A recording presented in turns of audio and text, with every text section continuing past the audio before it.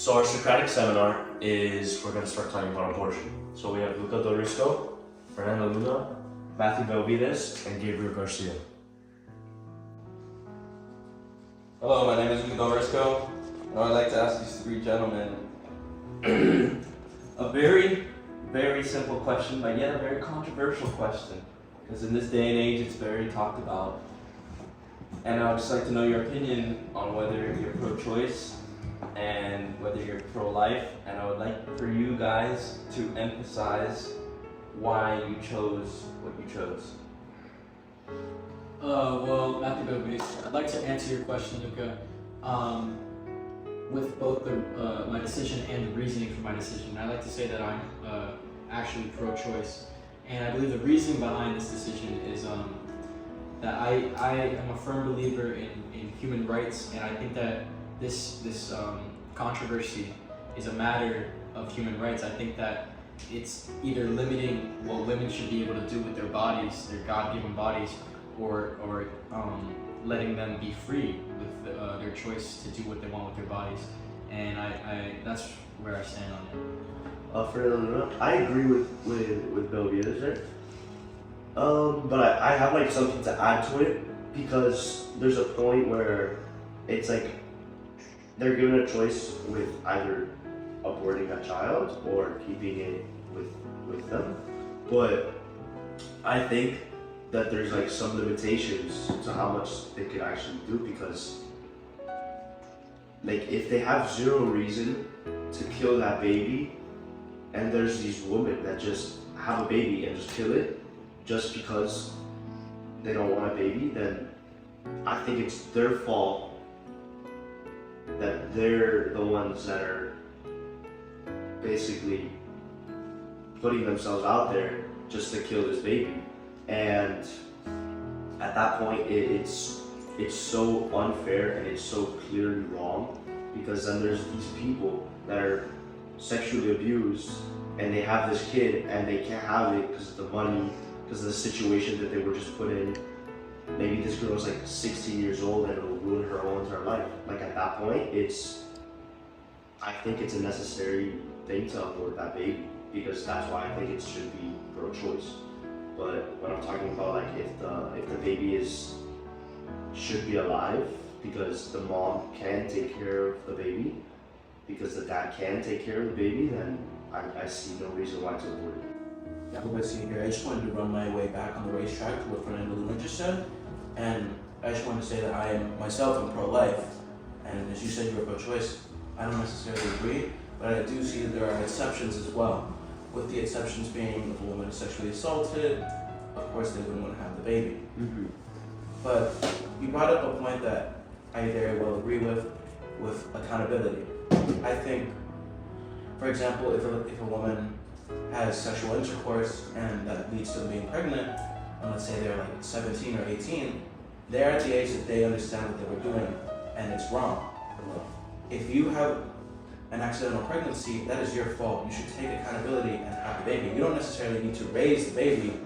You could send it to an orphanage, but I don't think you should hold the baby accountable for your mistakes and abort it.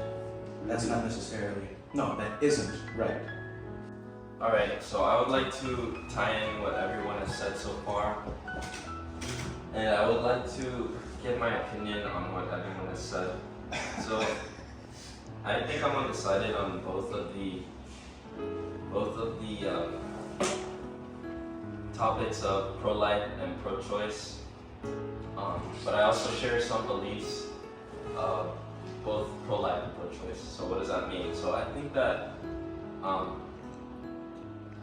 the majority of people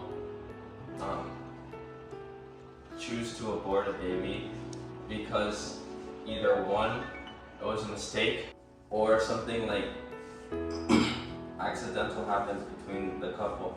And hey, a lot of people make mistakes in this world. So I think a mistake generally shouldn't have such a detrimental effect, because you know, when you have a kid, you have to raise that kid until he's 18, and generally raising a kid to 18 in the average household costs $218,000.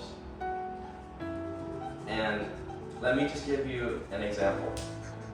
So let's say I'm a woman and I'm 18 and I have sexual intercourse with a man that's my age. And, you know, things don't go the way it should and boom, I become pregnant. And I find out 2 months later and I'm financially unstable. What do I do? And that's just an example. Like, most people will take that example and get an abortion because if they raise that child, they're gonna suffer. Like, because it's having a kid at 18 in a poor household or in any household is kind of a burden because you're so young. And I just think that the majority of people who get abortions, I think they're just really young and they're not ready to be a parent, so they just get an abortion. Another example is another reason why people get abortions is because of I'm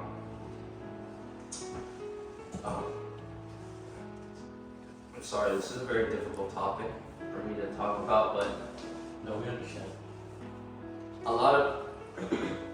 this is why the topic of abortion is controversial, because some people say that abortion should be illegal, but there's also people who, for example,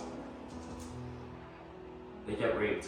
And when you get raped, like it's not your kid. Like, you didn't want it to happen. So I think that if abortion is legal, they should make it legal for people who have been raped. But again, it's very hard to know that if they got raped or not. And given that in a lot of rape victim cases, most of the time the men go to jail, even if there's not enough evidence against them. So yeah, that's what I think about abortion in terms of rape victims. I think it should be legal for those who have gotten raped with enough evidence. And then another reason why I think abortions happen is because of just poor family planning. You know, again, same mistake, but again later in life. Like, let's say you're 45 and you have sexual intercourse with your wife and you didn't expect it. Like, you had a vasectomy and you didn't expect to have a kid, and that vasectomy failed because vasectomies are 99% effective, and that 1%, you were part of that 1% where it wasn't effective, so you got your wife pregnant. So that's just an example. Poor family planning. And here's another interesting topic I would like to talk about. So the majority of the time, abortions, women are in control of abortions, but I think it should be 50-50, right? Because you can't have a baby without sperm, and you can't have a baby without the egg. 50-50. But a lot of people, I think that it should be a 50-50 decision. And if it cancels each other out, what I mean by canceling each other out, I mean that, like, let's say the female wants to have the baby, but the guy wants to have the abortion. Well, what would happen there? What I think should happen is that the woman should be allowed to have the baby, but then the guy doesn't have to pay for childcare. So I think that's a good 50-50, because the father doesn't have to pay childcare because he wanted the abortion, and then since the woman wanted the baby, she gets to have the baby, but she has to pay for the childcare. And those are my opinions on abortion and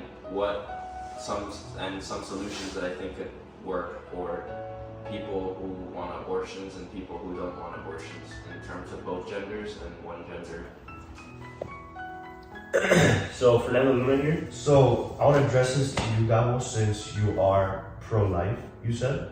Yeah. So, do you relate your decision or your argument, let's say, to you being Catholic? Because I know that Catholics are, without a doubt, just pro-life, no matter what it is.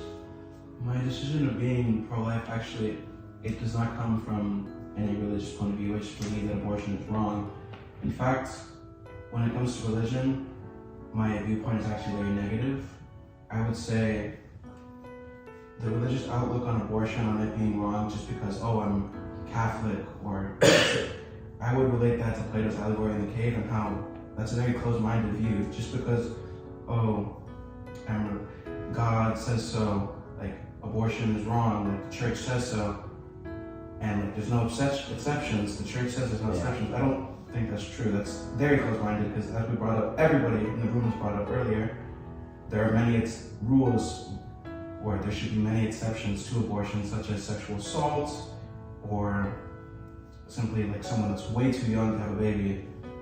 It's in fact very simple, and the religious outlook on abortion, I think, is completely closed-minded, and I'm just not very fond of religion in general. Okay, so what you were saying is that you're not a Catholic. That you're not a Catholic, but Catholic people are closed-minded, and you related that to the allegory in the cave and how all those people were very closed-minded to the one person that came back to them and told them like about all the stuff that happened outside of the cave. So you're saying basically a Catholic would be like those people inside of the cave, that their mind is just closed to whatever they see. Yes, exactly. Running it back to the Plato's allegory in the cave that you literally just repeated yourself, that's exactly what I'm saying. Alright. The religious outlook on abortion is completely closed-minded, just as the people in the cave. If they just went outside the cave, they'd see this beautiful world around them instead of this putrid cave, which in a way is how I'm relating it to religion, but it's not the exact same. But you're right on the money. Alright. Thank you. No problem.